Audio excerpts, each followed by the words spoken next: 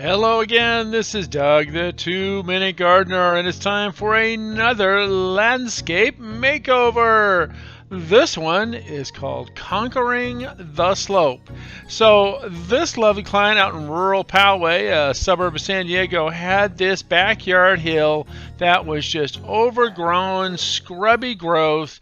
I had one good retaining wall at the bottom, but another one that was collapsing, and a third one that had fallen over completely and was overrun with weeds.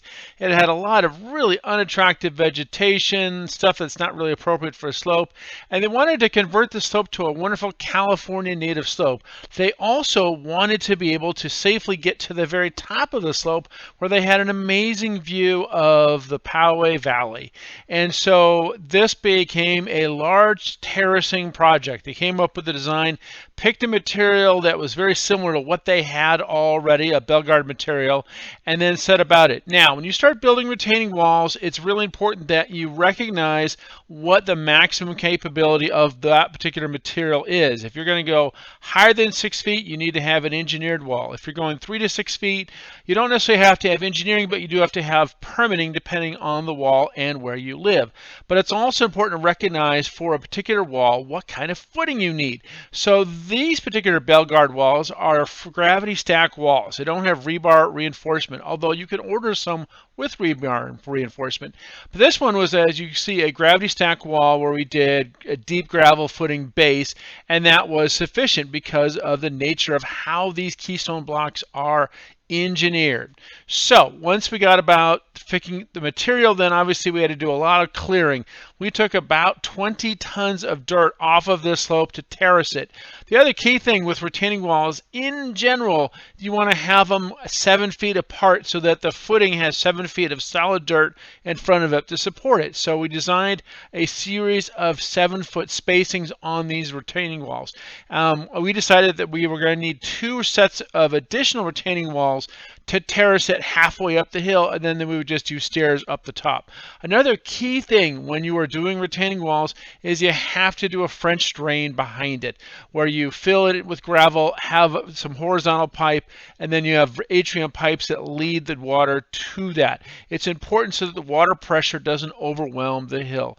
Again, look at the specs as far as what size footing and what size French drain are best for the type of walls you're doing. So this project kind of went in series. You remove some dirt, build a wall, remove some dirt, build a wall. And again, it took a lot of dirt. They invented this fun little dirt flume to get all the dirt out of here. This was not the only part of the project, actually. They also were getting rid of some of the lawn in the downstairs area, the ground floor area, and adding a barbecue and expanding the Paver patio at the same time.